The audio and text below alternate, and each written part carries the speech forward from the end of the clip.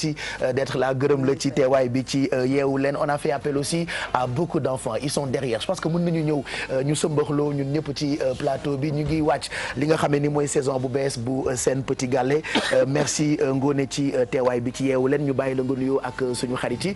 Est-ce que lépp yemb na pour saison wu ren bi. waaw asalaamaaleykum maa ngi kontaan dellusiwaat ci Yeewu Leen di leen remercier TFM. bi nekk sunu premier partenaire. Par rapport à tout ce qu'on fait. Donc effectivement lépp yemb na pare nañu, les enfants ont été sélectionnés. ñëw nañ ci kër gi. Depuis dimanche ak lundi. Donc voilà ils sont là. Ils sont 18 depuis dimanche la ñu ñëw. waaw et puis gis naa ci ay kanam yu ko gëmewul woon quoi. Est-ce que xalaatoon ngeen ni di ngeen bokk Sen Petit Gallé venez fu leen neex taxaw leen voilà allez. Donc sélection yi naka la jot a demee yombul woon j'imagine parce que def Gambie def Mauritanie def région yi nekk Sénégal yëpp c'était pas évident pour staff bu production bi. Effectivement donc sélection bi c'est-à-dire on part dans pratiquement presque toutes les régions. Mais dafa am y a un travail préalable boo xam ne ni que ni on a des partenaires qui sont dans les régions. qui s'occupent carrément des inscriptions. Des enfants les DJ là dans les radios yoo xam ne vraiment mënuma leen remercier rek kii ko donc après c'est Peter qui va faire le tour man y a une partie que je prends et donc moom yeneen partie mu jël ko donc on va partout on sélectionne il y a des milliers d'enfants qui viennent et parmi ces milliers là bon on vérifie tout on vérifie l'autorisation parentale les notes la classe tout ça donc loolu bu yembee donc mun nga bokk ci concours bi donc boo ci bokkee léegi donc on fait une présélection et on retient 4 enfants par 4 à 3 ba 2 par région selon li nga trouvé foofu donc bu ñu ñëwee ba Dakar nag léegi ñu teg jury bi donc cette année yee passé ñun man maa daan tànn man ak Ibou ñoo daan tànn xale yi nga xam ne ni que ni ñoom la ñu sélectionné ren on a élargi on a pris le jury on est parti fële Saraba donc ñu teg jël xale yi par région xale yi ni choisir yëpp donc jury bi ak ñun tànnandoo xale yi ñu bëgg donc looloo tax ren on a vraiment une sélection très lan moo nar a nekk particularité pour cette saison. Donc particularité bi déjà il y a 18 candidats on a augmenté parce que voilà da ngay dem suba waaw tollu ñu woon nii avant donc loolu li koy waral d'habitude moom mooy ce que tu as donc des fois tu te retrouves avec des enfants yoo xam ne ni que ni da ngay dem ci benn région tu as 2 enfants yu mënoo éliminer loolu moo ñu dal ci Mbour donc ñu jël ñaar donc loolu moom moo indi ñu am 18 yi donc beneen yeneen critères yi mooy c'est les notes si tu n'as pas la moyenne tu participes pas. Mais critère boobu année bi dama gis ñu insister ci bu baax. Ah oui, même la publicité. Voilà bu xale yi ñëw leen ñu sélectionner leen. On a vraiment insisté. Voilà fii yaa xale yi am na ñu ci am moyenne 18 sur 20 y en a qui ont des moyennes de 16 14 nu mu tuddati 13 y a vraiment des enfants la plupart. Pourquoi focaliser aussi note bi? Non parce que là c'est important pour nous parce que déjà parce que moi ce que j'ai remarqué moom mooy que depuis 7 ans on a lancé ce projet là et ça a aidé pratiquement beaucoup d'enfants à s'améliorer dans les études parce que su fekkee ne tu es passionné par les arts et que ñu wax la que ne lii boo ci bëggee bokk il faut nga am lii tu es obligé de travailler voilà te xale noonu la mel sax si xale yi bëgg a bokk man sama rax yi bu ñu bëggee ñëw Petit Gallé par exemple soo amul note doo dem donc pendant toute l'année ils se tuent parce qu'ils savent que événement bi ngi ñëw normalement dañu war a am note voilà man depuis lors j'ai entendu plein d'histoires des parents yoo xam ne ni que ne xale yi sax bëgguñu nekk ay waykat mais c'est des enfants yoo xam ne ni que ni juste ils aiment le projet et ils veulent et seen parents yi loolu la leen wax comme ni wax soo ma indi leen note dama lay yóbbu oui mais surtout que Sénégal xale yi benn événement rek la ñu am muy c'est ça moi je pense que ce projet là au fait dafa participer à ce que les enfants retrouvent au moins benn cadre boo xam ne ñoo mënoon gis y a pas autre chose quand on dit boo dindee dara na nga fa teg dara moi je suis dans les arts c'est là où je travaille que moo mën a def benn cadre pour xale ñeneen ñi cadre yi nekk nañu indi leneen comme waaw ñu yokk ci affaire yi gën a bari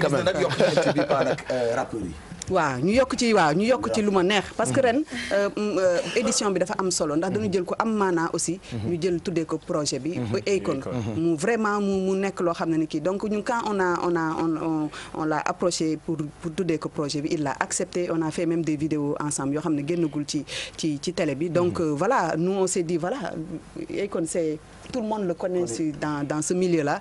Donc pourquoi ne pas associer les rappeurs dedans, d'autant plus que y a Xuman bi nga xam ne ni que ni moom depuis le projet est là il est là avec nous donc on a fait une première partie boo xam ne on a sélectionné 20 enfants rappeurs yoo xam ne waa Buzz Event dirigé par Kals ñoom ñoo leen sélectionné donc chaque prime ñoom ils viennent donc dañ leen di regrouper par groupe de 4 donc 4 yi dañuy jàll ils interprètent et ñu jël ki nga xam ne ni que ni moom moo ci disons moo ci meilleur arrivé à la fin et maintenant ces enfants là qui sont arrivés à la fin vont aller au petit bal comme les autres ñi kiiwee donc ça va être voilà tout le monde se retrouve parce que ci biir xale yi ni mu amee ay Baba Maal ay Omar Pène ay Thione Seck noonu la amee itam ay Awadi ay Dip ay Akon dedans et c'est magnifique par contre man li nga xamante ni moo nekk sama xel tout le temps ma la koy bëgg laaj lan mooy secret wu Sen Petit Gallé cette année at bu jot bu ngeen koy organiser donte xale yi bëgg nañu ko gis nañ ci seen bopp daf leen di permettre ñu am activité mais vous organisez avec beaucoup de difficultés.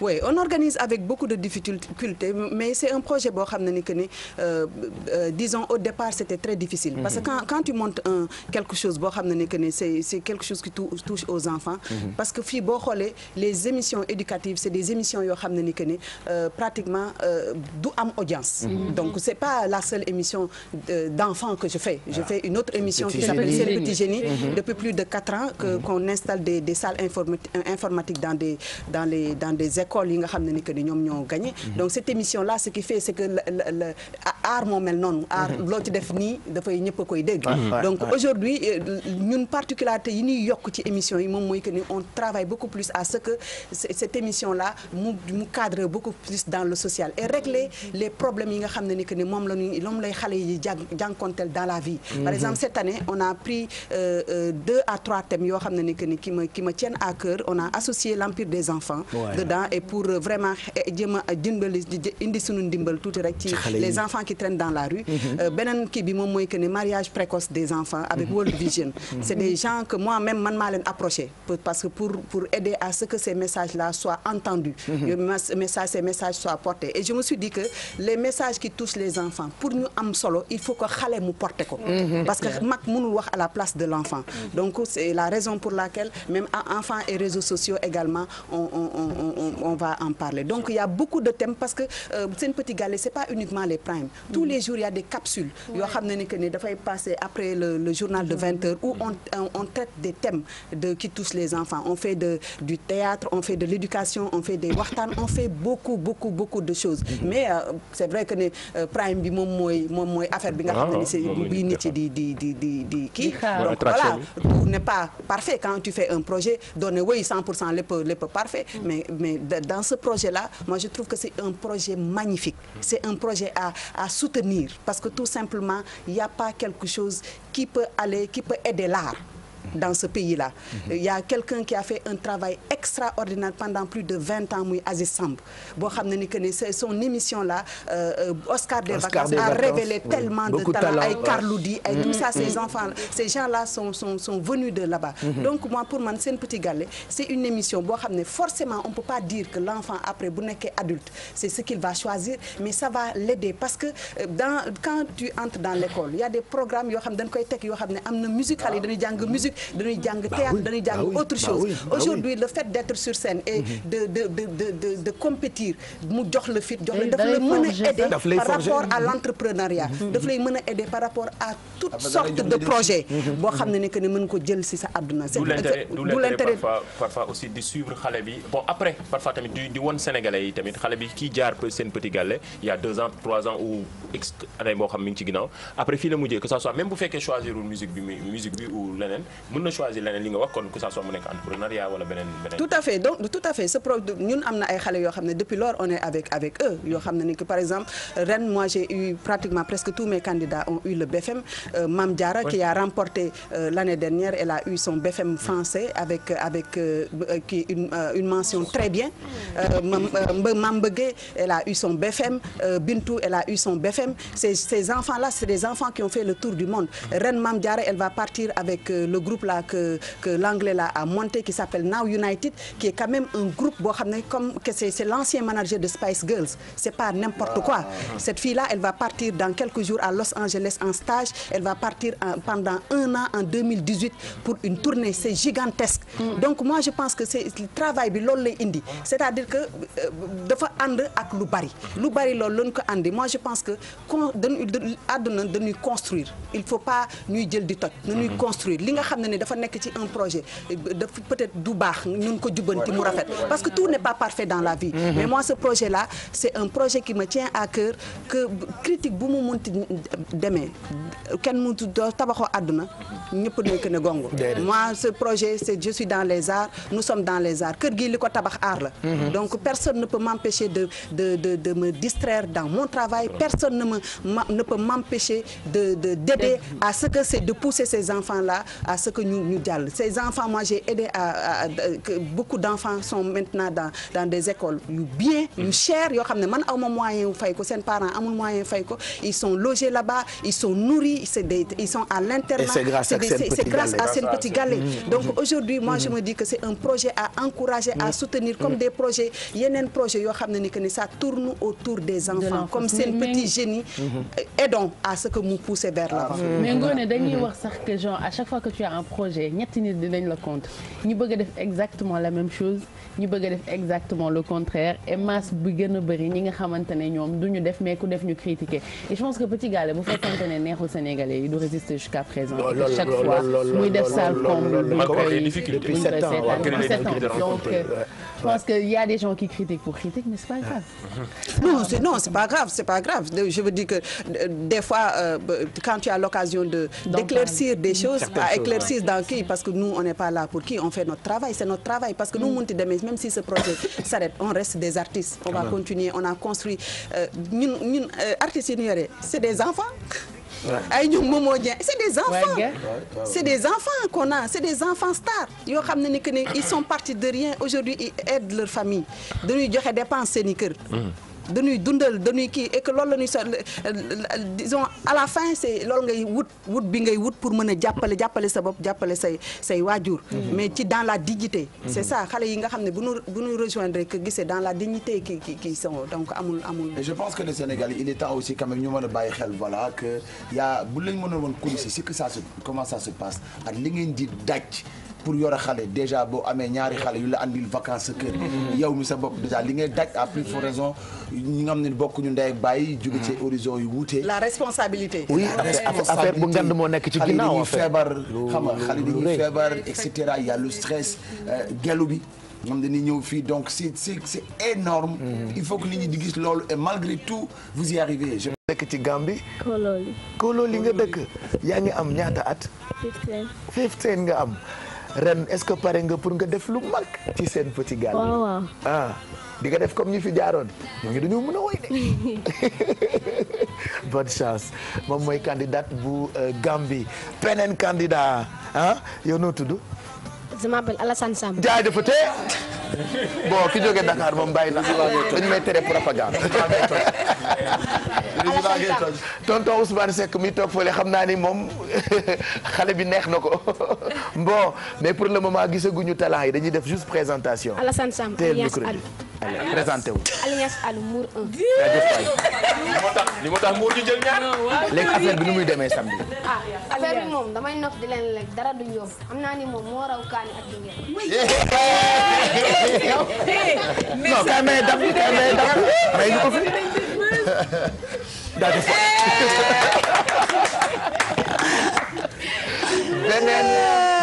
beneen candidate mu ngi nii noo tudd. man Ndeye Bintu laa tudd. Ndeye Bintu yaa ngi am ñaata at. 13 ans fan nga jóge. Kédougou voilà candidate Kédougou baa ngi nii est-ce que pare nga pour def lu mag ci Sen Petit Gallé. namaguloo seen waa kër. man namu naa leen waaye. damay kii par. li nga bëgg a wax doo ko denc ba samedi. carrément denc ko. denc ko ba samedi bonne chance. allez beneen candidat mu ngi nii non ma do kii moom mooy candidat. lui c'est le comédien de la maison. ah bon maye la mun. noo tudd. Omar naka. Omar Keneme. Omar Keneme. mais xam nga Keneme santu lal la. Keneme santu Maabo la. yow foo santee Keneme bi. man. Maabo la. foo jëlee Keneme. Keneme si Keneme laa ko jëlee. dafa lay bravo. ñaata at nga am. man maa ngi am 14 ans. yaa ngi am 14 ans. waaw nga jóge fan. man Fouta. yaay candidat wu Fouta waxoon naa la de Fouta je t'avais dit.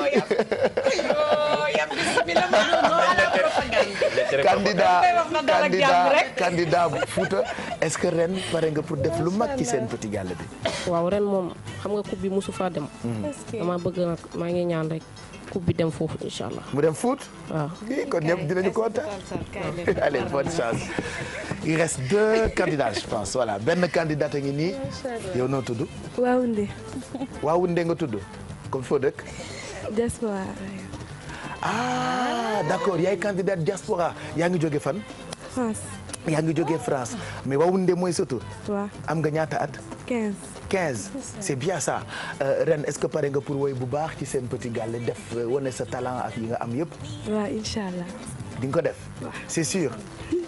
bonne chance Waoundé mooy candidate diaspora. voilà ndar moo ci des c'est sûr. Alfi bàyyi nga Alfi c'est le fils de Souleymane Faye. doomu Souleymane Faye. ah bon. de vrai Faye.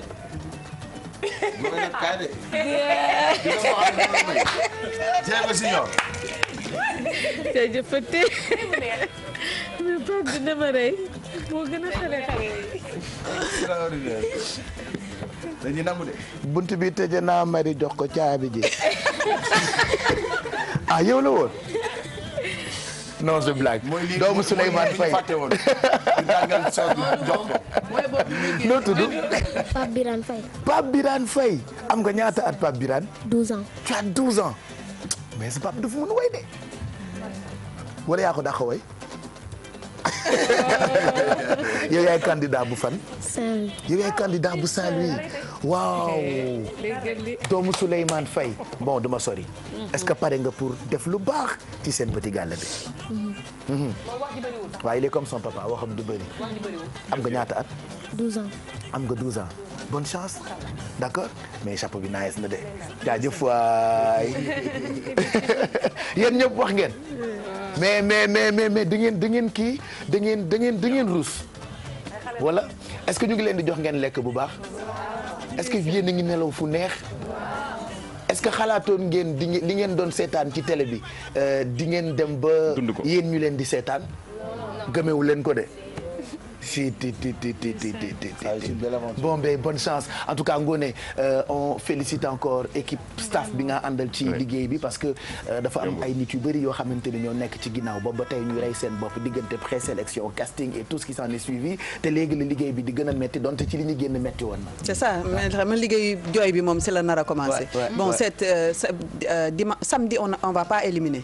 donc dañuy ñëw def prime mais prime bu neex la nar a nekk parce que prime boo xam ne que ni dafa am beaucoup de surprises déjà avec les All Stars là ils vont venir ouvrir le prime avec les rappeurs il y a beaucoup de trucs donc voilà quoi donc ñi ngi nii xale yu mën a way lañu ah oui xale yu mën a way lañu donc voilà quoi léegi dama leen di defaral surprise xam ngeen tonton Ousmane Seck xam ngeen ko te mu mën a way moom rakku kan la bravo Ousmane Seck va venir nous rejoindre mu woyal leen dafa am benn woy bu bees bu mu génne mais en même temps dama bëggoon ñu wane annonce seen petit gàllé prime bu njëkk bi samedi bii la di événement boo xam ne di ngeen ko mën a seetaan en direct ci télévision Futur Média y aura pas d'élimination nuyoo lay doon comme ça ngeen xamante saafonte ak candidats yi nga xamante ni ils sont au nombre de 18 donc ñoom ñëpp kenn ku ci nekk présenté nañ leen ko tey ci yeewu leen bi donc profité leen comme ça ngeen xamante ak ñoom en attendant ñuy préparer li nga xamee ni moo jëm ci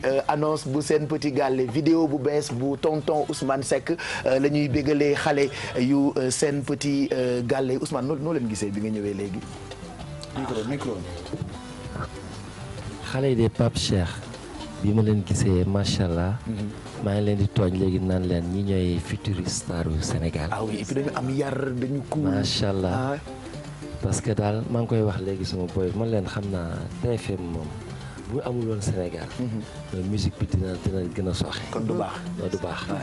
parce que je vois que ni télévision boo xam ne dafay dajale ay nit yu mel ni Pape Cheikh Diallo. ay Ngoné Ndour macha allah ay Boubacar Diallo macha allah ak bu ma limee damay ju mais ñoo xam ne xam nañ lan mooy musique ak naka la ñuy préparer star parce que carrière dañ koy préparer tout à fait xam nga à bas âge nga xale boo xam ni dafa am lu nekk ci boppam muy bëgg na aar alors que te mi ngi école dafa toll ci jàng ñu ne ko léegi pour nga mën a bokk ci compétition yu mel nii foog nga am moyen Ousmane xaaral ma ni la chaise hein xaaral ma ni la chaise non man je préfère sax ma taxaw wax ci xale ya toogal garaawul toogal ah Pape Cheikh toogal xale yoo xam ne dañ ñu leen pour ngeen mën a def métier d'art il faut d'abord fi nga nekk ngay jàng parce que da nga toll ci jàng yaa ngi jàng ngay jàng boo bëggee nekk un bon musicien war nga am un peu voilà bagage xam-xam am bagage nga xam ne yow di buñ la joxee contrat di nga ko mën a lire di nga xam ne yow kenn du la mën a piéger ci biir contrat tout à fait waaye mel ni tonton Ousmane Seck xam nga xam ne contrat yi dañ koy piéger ba nga xam bu amul ménagère bu jàng yéen ñaar ñëpp la ñuy boole piéger kon macha allah xale yi mu leen gisee et puis ngeen décentraliser fu ne ngeen laal fa c'est ça l'art tout à fait l'art est ouvert art dafa war a yaatu parce que ñii bi ma romb maa ngi naan ndeysaan ñi ñooy futur star yi nga xam ni ñoo war a nekk fii ëllëg kon xale yi yàlla nañ yeggal seen yoon amiin xaw ma ko am initiative bi nag waaye xanaa yaayu xale yi ngoone ba ñu ngi la koy fay daal dañ la ko fay de parce que lii vraiment am nañ fi télé nag wax dëgg yàlla am nañ ay télé kontaan wu nañ ci télé yi mais TFM daal yéex naa ñëw te TFM war naa gën a yaatu voilà alors Ousmane Seck daf ñuy présenter vidéo bu bees bu ca kanamee tuuti en attendant est-ce que mën nañu ñëwaat tuuti fàttaliku yenn wala benn ci prime yu Sen Petit Gallé prime bu njëkk bi ñu fàttaliwaat leen ko samedi bi lay am di prime Safonte ak sénégalais yi ak yéen ñëpp bu ko defee ngeen mën a xool wala découvrir talent yi nekk ci candidats yi ils sont au nombre de 18 mais rappelez-vous am na ay prime yu jot a am daaw géej depuis 7 ans benn bu ñëw dàq sa morom des fois on pleure des fois on rigole yenn saa yi ñu mer da ngay gis ko seetaan télé di xuloo ak jury bi yooyu yëpp ci la bokk comme quoi loolu mooy valeur bi nekk ci télécrochet bi di Sen Petit Gallé donc regardons un extrait yenn ci prime Pape Samba et puis on se retrouve juste après pour àggali 10h04 mooy doog a jot ñu ngi leen di ñaanal bëccëg bu neex ci télévision Futur Média tey yeewu leen spécial Sen Petit Gallé saison bu bees.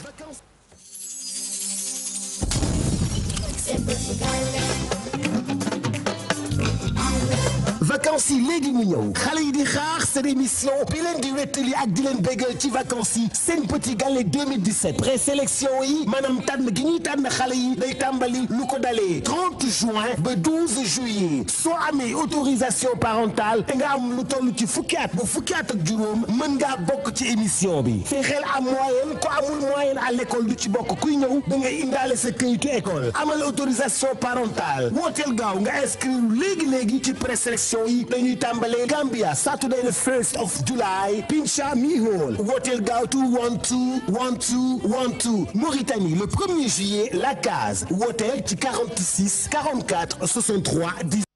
samedi lay tàmbali candidat yaa ngi nii 18 la ñu def nañu présentation sànq donc samedi la ñuy découvrir seen talent et puis à partir de samedi daañu joxe numéro téléphone yeeg ku ci nekk ak numéro ak naka ngeen mën a def pour voter candidat yi nga xamante ni ren ñooy compétir ci Sen Petit Gallé on va revenir ci parrain wu ren bi pourquoi Akon.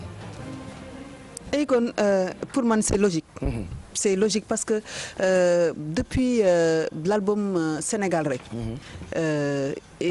Akon ñi ko gënoon xam fii Sénégal moom mooy ñi nga xam ne ni que ni ñoom ñoo gën a jàng c'est-à-dire que ñi nekk école ñi nga xam ne ni que ni ils consomment la musique internationale mais ñi nga xam ne ni que ni ils sont dans les régions wala ñenn ñi nga xam ne c'est la masse xam nañ ko mais xamuñu ko woon boobu mais avec le titre de Song Daan le titre mbalax la ça vraiment dafa tout Akon dafa devenir benn passion fii au Sénégal donc ci la gën a dëggal sénégalité exactly aujourd'hui donc man pour man c'est logique. C'est logique et kon mu kii ba pare Sen Petit Gallé duñ ko tuddee n'importe qui. dëgg la donc parce que on cherche des références. boo xoolee depuis Baba Maal Omar Pène tout le monde est passé. tout ça. Voilà donc c'est des gens yoo xam ne pour man comme lui il a dit tout à l'heure c'est référence. c'est-à-dire il faut nga am benn référence boo xam ne ni que ne xale yi mën nañu kii parce que xale buy xool day xool loo xam ne dafa nekk ci kaw a kaw a kaw. pour mu jéem ko mën ko xëccu. donc loolu moom moo tax ñu jël Akon kii di ko remercier aussi parce que dañ ko wax rek mu ne amul benn problème. def il a fait quelque chose avec nous. keroog bi mu fi ñëwee la dernière fois voilà c'est ça. Samedi la ñuy découvrir numéro yi. Non, on a déjà les numéros. On a déjà les numéros. On a déjà ren dañu teel a pare machallah daas fanaanal donc on a déjà les numéros il y a de petites vidéos des enfants ay capsules yu jàll yoo xam ne ni que ne pour wane un peu seen bopp donc samedi c'est carrément un prime. On fait un prime avec plus d'une dizaine de chansons chantées en live déjà tey les répétitions yi di commencer. Donc voilà c'est un prime mais on xale yi buuñaa la. Samedi buuñaa la parce qu'il y a pas d'élimination. Dégg naa li tiital candidat yi chaque année mooy bu ñuy découvrir way yi ñu war a way. waaw bu ñuy découvrir way yi ñu war a yooyu ak bu ñuy gis jury bi. waaw jury bi moom daf leen di jaxase. ah oui. surtout Bouba Ndour moom. dafay jaxase xale yi. day jaxase xale yi. donc ñu ngi xaar tamit quotidienne yi parce que chaque jour après journalu 20h bi ci télévision Futur Média dinañu saafonte encore ak candidats yi au fur et à mesure prime yi di jàll. waaw parce que capsule yooyu di jàll ñoom en fait ñoom ñooy dundal programme bi. ñoom ñooy tax que programme bi mu nekk ci xolu nit yi. parce que tout simplement on lâche pas. c'est-à-dire pendant 2 mois il y a tous les jours il y a quelque chose qu'on donne aux gens boo xam ne ni que ni mën nañ ko seetaan en prime time. qui est très important des sujets comme je l'ai dit tout à l'heure qui vont toucher carrément les enfants voilà donc en tout cas ren moom ça va être pour man ci édition yi nga xam ne ni que ni moom moo dàq ci édition yi nu mësa déjà parce que li indi ren ñun ñu am candidat yu baax parce que niveau édition bu yéegee rek tu as de bons candidats. C'est vrai. Parce que niveau daal bi c'était grave. C'était énorme. Donc voilà donc le jury a mosoo gis 5 finalistes. Donc daaw et que ren pour man am nañu niveau boobu. Parce que bi ñuy def sélection yi toutes les chansons yi nga xam ne ni que ni daaw xale yi way nañ ko ci prime yi ñoom lañ doon xale yi moom lañ doon compétir. Donc y a ce niveau là quoi. Donc voilà on verra ce que ça va donner. lu dégg nga wax mooy parfois da ngay gis affection bi ci ak sa diggante ak xale yi parfois ci parcours Sen Petit Gallé ban nga ci gis ni vraiment sentir nga ko comme sénégalais yi jooy nga sax xaw wala far. Oui c'est édition wu ñoom Aïcha Koné quand on a éliminé Pape. Ça loolu boobu du ma ko fàtte boobu moom dama xuloo ak jury bi yëpp. premier bu bët dama ko ci tong sax. parce que malheureusement bi ñu koy éliminer nee naa woon bu ma ko fekkoon kenn du ko éliminer parce que dinaa jooy donc c'est édition waaw mënuma ci dara doo ci mën dara voilà donc édition boobu moom ça fait partie des éditions yoo xam ne ni que ne boobu ça m'a fait pleurer ak édition daaw yi y a des enfants qu'on a bi ñu éliminé Aïcha Ba ça m'a fait pleurer elle a tellement pleuré de mujj gi damay jooy donc c'est ça quoi c'est des enfants xam nga affaire xale man comme il dit man xale laa quoi xale laa ñoom quoi je refuse de grandir. Il y a beaucoup de Sénégalais aussi yu ci bëgg a jàpp surtout aspect social bu Sen Petit Gallé est-ce qu'il y a am na contact wala fu ñuy mën di jokkoo ak organisation bu Sen Petit Gallé pour ñoom itam mën a bokk ci combat wu staff bu Sen Petit Gallé. waaw loolu Pape j'ai kontaan naa trop nga soulever point boobu parce que ren comme je l'ai dit tout à l'heure par rapport ak sama sœur Anta Mbow donc on va faire de telle sorte que Sen Petit Gallé dafay dajale ay fonds pour mën ko reverser même au-delà de Sen Petit Gallé il y aura la tournée de Miniboss boo xam ne ni que ni j'ai pratiquement tellement d'excellentes notes d'enfants qui rêvent comme Bouba de participer à Sen Petit Gallé à Miniboss yoo xam ne All Star yi ñoom ñoo koy def un peu ñooy def tournée donc pour récolter ay fonds pour l'empire des enfants donc man je demande à ce que tout un chacun si mënee jàpp pour que dame bi elle fait un travail extraordinaire envers les enfants c'est-à-dire que vraiment man ren Sen Petit Gallé moom laa ko dijjee dama ko dijjee Sen Petit Gallé pour que jéem a def ñun tamit lépp lu ñu am rek ñu dajale ko loolu lañ ci mën a jàpp ci émission yi pour que ñu dajaleel ko ay fonds pour mu mën a aussi liggéeyam mu gën a mën a kii parce que vraiment elle y va mais avec y a quand même un manque de moyens yu extraordinaire et que ay doomu jàmbur la yore elle fait un travail magnifique donc mën nañu méngale édition wu ren bi un peu ak mouvance Restos du Cœur France. Voilà, voilà un peu. C'est un peu ça mais fait par des enfants.